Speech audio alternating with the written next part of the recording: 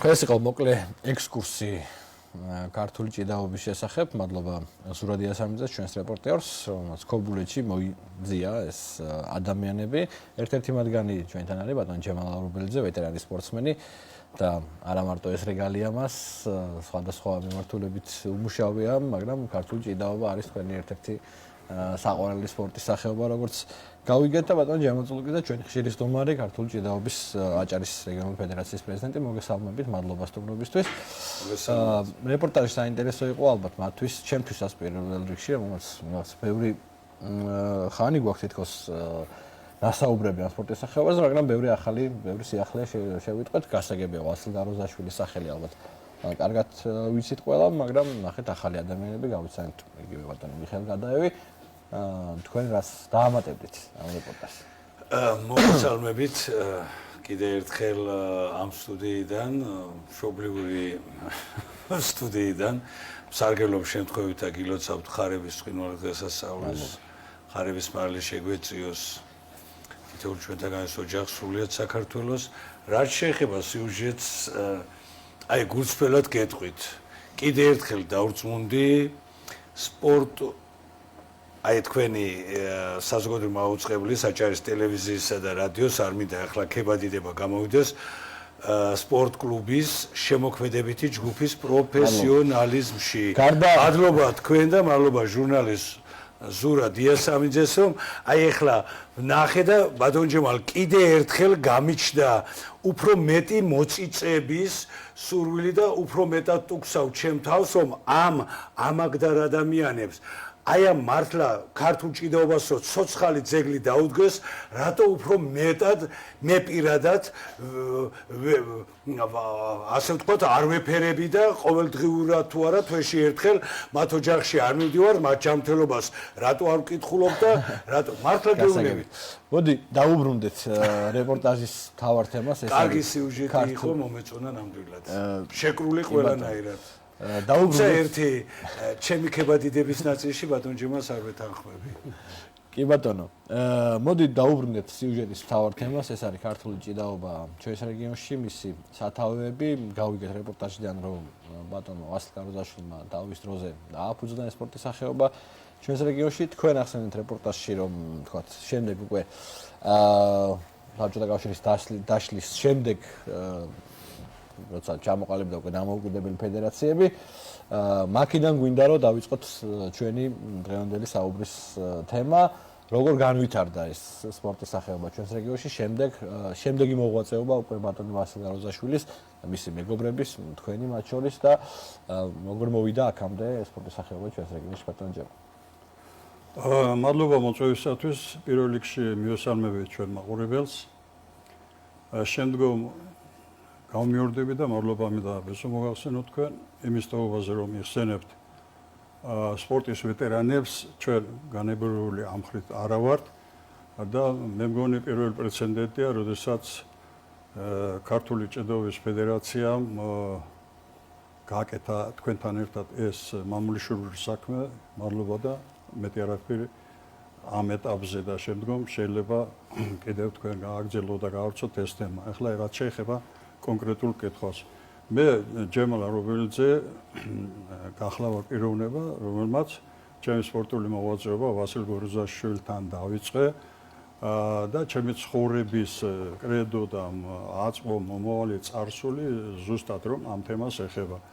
მეც ვამაყობ იმ თემით, რომ მე ვარ ერთ-ერთი ფუძემდებელი ქართული ჭიდაობის, რა თქმა უნდა, ვასილ გაროზაშვილთან ქობულეთის რაიონში და სრულიად აჭარაში. შემდგომ ჩვენ ჩაგვერთო აჭარის ზედა რაიონები, ილი არძენაძე არის ცოცხალი მაგალითი ამ თემის და ბევრი დიასამიძე, გოგიტიძე, ბევრი ბიჭები, რომლებიც ზოგი უკვე არ არიან, მაგრამ მათ სონა სახელი მინდა მივახსენებ. თქვენი სტუდიიდან, თქვენი ხელმძღვანელობით ეს დიდი ხნის წინ იყო.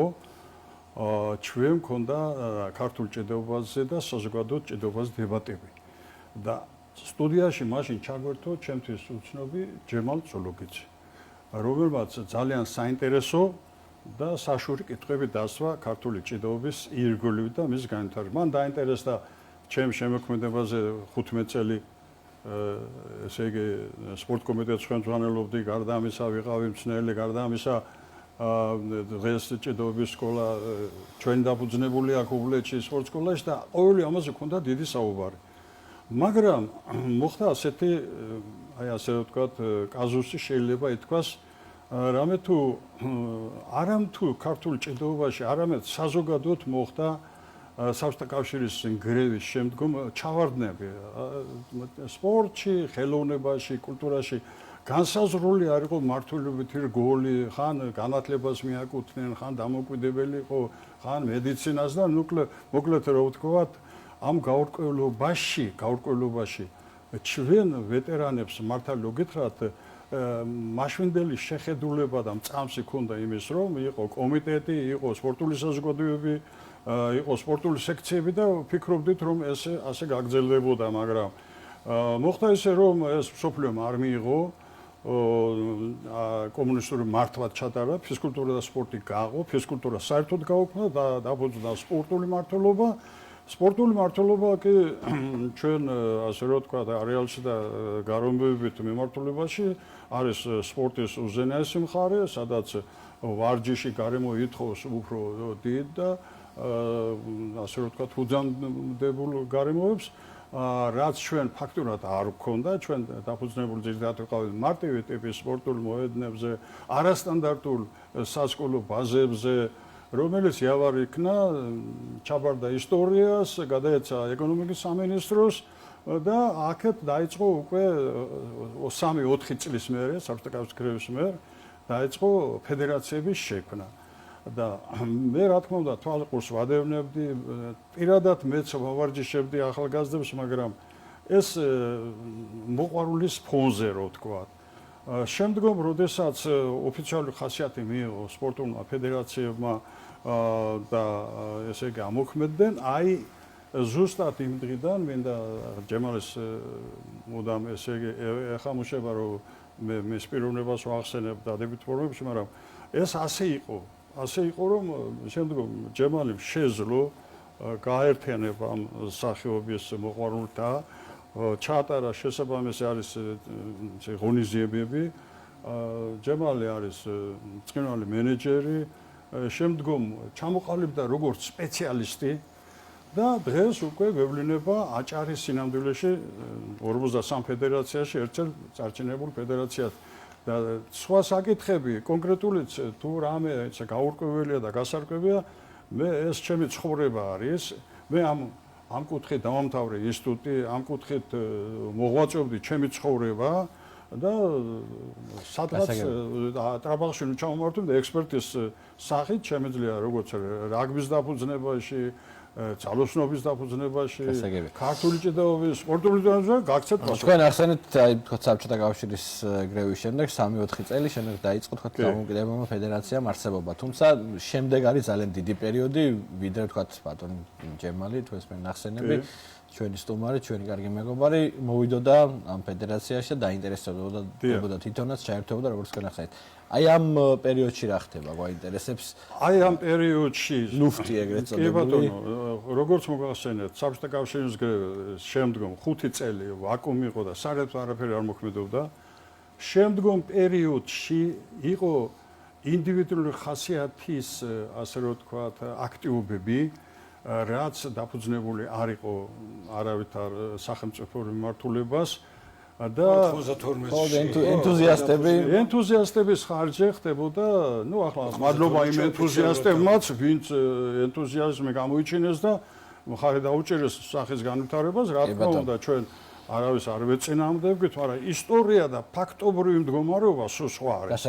ამიტომ აი სხვათა შორის მოდით ნუ დავმალა და ხანდახან მესმის მე ზოგიერთი ამბიციური მეგობრების რომ უნდათ რომ აი მათ მესმის ძალიან დადებითი ისა ფონი ამისა რომ თქვათ მან იყოს, მაგრამ მან ვერ იქნება, იმიტომ რომ ეს უკვე ჩვენი შვილია, ჩვენი უარყოფაა და ამ დროს ფედერაციის უარყოფაა, ამიტომ შეიძლება იბრძოდე რაღაცისთვის კარგი იყოს იგი, მაგრამ ამას ყველაფერს უნდა კანონიერ ჩაქჩოებში მოქცევა. ბატონ ჯემალ, თქვენს მოსვლამდე ფედერაციის პრეზიდენტად, თქვათ, როგორ ვითარდებოდა ეს სპორტის სახეობა აჭარის რეგიონში.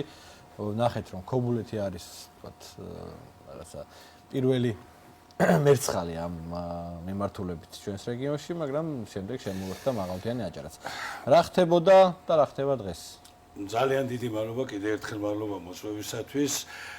ძალიან სიღრმისეულად რომ არ შევიდე ამ მოვლენებში, ჩემთვის უდიდესი პატივი იყო და დღესაც არის ვიყო აი ამ აჭარის ქართული ჭიდაობის ამ ოჯახის რიგითი ჯარისკაცი, მით უმეტეს მეტად საამაყო მემკვიდრეობა მერგო მე და ჩვენ გუნდს პირადად ეს იყო ჯერ კიდევ ის 60 წლებიდან ახლა ჩვენ იმიტომ გითხარით მართლა ემოციურად მართლა კარგი სიუჟეტი იყო თუმცა ეს ღვაში წვეთია იმ დიდი საქმეებისა რაც იმ თაობამ იმის შემდგომა თაობამ ბატონ ჯემალი თაობამ და შემდგომა თაობებმა იკისრეს და იტვირთეს ამ ჩვენი ეროვნული საგანძურის ჯერ არა მარტო მაშინ საერთაშორისო სარბიელზე დამკვიდრებაზე და პოპულარიზაციაზე ლაპარაკი საერთოდ არ იყო ამ ჩვენი დედაჭიდაობის ამ ჩვენ ცნობიერებაში ქართული საჭიდაო შოხის დამკვიდრებაზე იყო ლაპარაკი და ამას ძალიან წარმატებულად გართვეს და ბუნებრივია მაშინ ასე თქვა სპორტული ფედერაცია ინსტიტუციურად არ არსებობდა ეს ყველაფერი 60-იან წლებიდან მოვიდა 90-იან წლებამდე როგორც ბადურმა ჯემალმა ბრძანა მე ამ საბჭოთა კავშირის გრევა და რა თუ სპორტი და ფედერაციები ვისახსოვდა მთლიანად მოხდა კატაკლიზმური განვითარება პოსტსაბჭოური სივრცეში ამ რესპუბლიკების მაგრამ როდესაც უკვე ნენელა დაიწყო ასე ვთქვათ დალაგება სახელმწიფოში ნუ სპორტის თემებიც გამოიკვეთა და აი კოლმეურნე შევარდენი და ასე შემდეგ ეს სპორტული საზოგადოებრივი ორგანიზაციები ნენელა დაიწყო ფედერაციების შექმნა პირველი მცდელობა იყო 92 წელს სხვათა შორის დამფუძნებელი კონფერენციაც ვიცი როგორ წარიმართა კონფერენციის თავმჯდომარე ბატონი თენგო თავდგირიძე იყო ჩართული იყვნენ რაფირ ფრიცხალავა ლევანჯიშვილი და შემდეგ 4 წელი იარსება ნუ შემდგომში აი ამ ფედერაციის აი ორგანიზაციულ მუშაობაზე ვერაფერი ბედენა ვეღარ იყო უკვე თუმცა სპონტანურად ქართული ჭიდაობა მაინც ამა თუ იმ მუნიციპალიტეტში მაშინ რაიონები ერქვა ვითარდებოდა და აი სისტემური ხასიათი უკვე მეორედ აი ამ ფედერაციის და ორგანიზაციული მიმართულება, როცა შეიკრა ეს იყო 2004 წლის 23 ნოემბერი, როდესაც მეორე დაფუძნდა და უფრო ახალი ტალღა მიეცა, ახალი გამოცეცხლება იქ იყვნენ ურიად ყოფილი პაქსაძეები, გუჩმანიძე, ფაღავა, დუმბაძე 6 კაცი იყო დაფუძნებელი, დაიწყეს და ყველაზე დიდი თქვენ იცით რომ ფედერაციის ქაღალდზე დეკლარირება არაფერს არნიშნავს თუ პრაქტიკული შედეგი ყველაზე დიდი ქართულ ჭიდაობასო ცოცხალი ძეგლი დაუდგა და ფედერაციას საშუალება მისცა რომ რეგიონი ახალი ასე ვთქვათ მიმართულებით ახალი სინამდვილით ჩართულიყო ამ ეროვნულ ჭიდაობაში ეს იყო ნედარც და უფალმა გაანახლოს მისი სახელი ნოშევან დავითაძე იმჟამინდელი შუახევის სასპორტო სკოლის დირექტორი რომელმაც მართლაც დიდი ამაგი დასწრო ქართულ ჭიდაობას და საქართველოს ქართულ ჭიდაობის ისტორიაში ვერავერ იტყვის პირველი წმინდა წყლის ქართული ჭიდაობის სექცია გაიხსნა შუახევის სასპორტო სკოლაში და პირველი მწვრთნელი იყო გელაზოიძე ამჟამინდელი აჭარის ქართული ჭიდაობის ფედერაციის ვიცე-პრეზიდენტი ამ ორმა ადამიანმა ბუნებრივია ფედერაციის იმჟამინდელ ხელმძღვანელობასთან ერთად მაშინ ხელმძღვანელობას არავითარი ბიუჯეტი ფედერაციას არ ჰქონდა აი ის რომ აჭარის რეგიონი წარმოეჩინა საქართველოს ამა თუ იმ სახელობითი რესპუბლიკურ ტურნირებზე აი შუახევის სასპორტო სკოლა მიტვირთა ნუ მე დინამიკაში ვითარდებოდა ესე 2008 წლიდან ჩვენ უკვე ჩვენც ჩავერთეთ და ვიცი 2008 წლიდან უკვე თქვენი მონამორჩილი იმ ადამიანებთან ერთად ჩაერთო და დღემდე რო იტყვიან მუხშაუხრევლად შევწოდოთ საიმისოთ რომ ქართული ჭიდაობა აჭარის ავტონომურ რესპუბლიკაში სათანადო სიმაღლეებზე იდგეს კი ბატონო ამას ხელს მოვაწერ აუცილებლად აი ეს რაც თქვენ ბრძანეთ რაც ბატონმა ჯემალმაც მოყვა საინტერესო ამბებია ასევე რეპორტაჟში ნათქვამი ხომ არ აპირებთ რომ გამოიცეს რაიმე ან დოკუმენტი წიგნი არ ვიცი გეტყვით ბატონ ჯემალთან უფრო მეტ ინფორმაციას მიაწვის იმდენად მე პირადად და სხვათა შორის წეგა ვეტერან სპორტსმენებზე იყო და ამ თაობაზე საერთოდ ჩვენ არ უნდა დაგვავიწყდეს რომ ამ თაობამ სპორტის ყველა სახეობაში იკისრა დღემდე დღემდე ძალიან მედგრად გამართულად ამა თუ იმ სახეობის მოტანა და ჩვენი ვალდებულება არ აქვს მნიშვნელობა ფედერაცია, პრეზიდენტი, გენერალ-მდივანი თუ რიგითი ჯარისკაცი თუ ოლიმპიური სოფლიო თუ სოფლის ჩემპიონი, ყველას ვალია რომ ამა თუ იმ სპორტის სახეობა განმავითაროთ მეტად ქართული ჭიდაობა. რატო ვართ სისხლსეულად დაინტერესებული რომ განსაკუთრებით აჭარაში ქართული ჭიდაობის ფუძემდებლების ვასილ გაროზაშვილის სახელი კიდევ უფრო მეტად გავამყაროთ. იმიტომ რომ ამ კაცმა მისცა საწყისი ეტაპი და მიხეილ გადაევმა ვენაცვალე ამ დიდებულ ადამიანს, რომელმაც და კიდე იმ შემდგომათაობებმა რა გვაქვს ჩაფიქრებული? ის რომ ქართული ჭიდაობის სინამდვილეში საქართველოს მასშტაბით პირველი საერთაშორისო ტურნირი აჭარის ქართული ჭიდაობის ფედერაციამ ავტონომიური რესპუბლიკის ხელმძღვანელობის მხარდაჭერით პირველად ჩაატარა საერთაშორისო ტურნირი ბათუმის ცირკში. მანამდე რესპუბლიკური ტურნირები იყო. ამას შემდგომში მოყვა უფრო გეოგრაფია გაიზარდა და უფრო ინსტიტუციურად და სპორტული პრომოუშენი, მარკეტინგი და ასე შემდეგ დავხვეწეთ და ეხლა ჩვენ უკვე პანდემიის, იცით, პანდემიამ სერიოზულად შეუშალა ხელი არათუ ყველას აღარ მინდა აქაც გითქვია ბევრჯერ.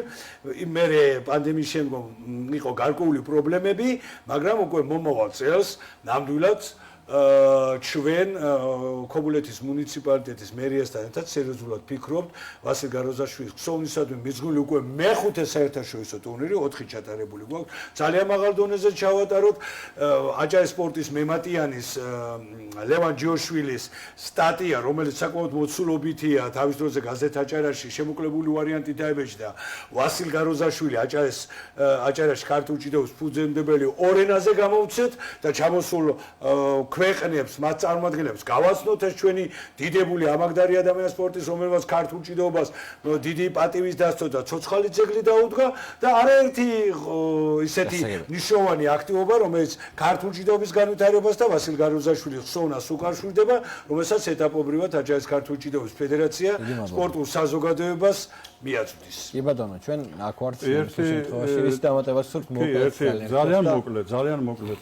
აი თქვენ ძალიან კაი წინადადება წამოაყენეთ, რომ და დოკუმენტურ ფილმს ფიქრობთ, რომ უგტავყოფთ, ესე იგი, ქართული ჭიდაობის აჭარაში დაფუძნების ისტორია, ვასილ გაროზაშვილი, მისი მოსავლეები, გავავრცოთ ეს, რამე თუ ეს იქნება მაგალითი ახალგაზრდობისათვის, საზოგადო სპორტისათვის, სპორტული ფედერაცია ყველას ერთად აღებული. ამისათვის ვფიქრობ მე, რომ ჩვენ ყავს უნიკალური პიროვნება ლევან ჯიოშვილი. ჩემი მოსავლე აღზრდილი და ის ამაყობს ჩემი მასწავლებელი, მე ვამაყობ მისი მოსავლეობით და ერთი თემა რომ ლევანის მსგავს და მაგვარი საქართველოს სპორტის მწერალი ამ ნუსხავი არ აყავს. ლევანიმ გამოსცა წიგნები, იცით თქვენ, ძალიან მაღალი დონის წიგნები. მისი დაინტერესება ვფიქრობთ, რომ რამენაირად ჯემალი და ჩვენ გამონახავთ საშუალებებს, რომ ეს დასაფინანსებია, დაფინანსდეს და ვთხოვოთ ლევან ჯიოშვილს, რომ ეს ისტორია აღნიშნოს. რაც შეეხება, ბატონობიოსო, რაც შეეხება სპორტულ ჟურნალისტიკის საკითხებს და ფილმს, ეს უკვე თქვენი პრეროგატივა იქნება. მართლაც ჩვენმა მეგობარმა უფროსმა ბატონმა ლევან ჯიოშვილმა ქართულ ჭიდაობას ბოლო პერიოდში კიდევ დიდი ამაგი დასდო. თქვენ იცით რომ აჭარის სპორტის ფოტოისტორია რო გამოიცა შესანიშნავი ალბომი აჭარის სპორტის დეპარტამენტის ფინანსური მხარდაჭერით, იქ ქართულ ჭიდაობას ძალიან ხუთ გვერდზეა დავითვალე სხვათა შორის, როცა მაჩუქეს ქართულ ჭიდაობას სათანადო თან ფოტოისტორია შეზღუდულია ინფორმაციულად.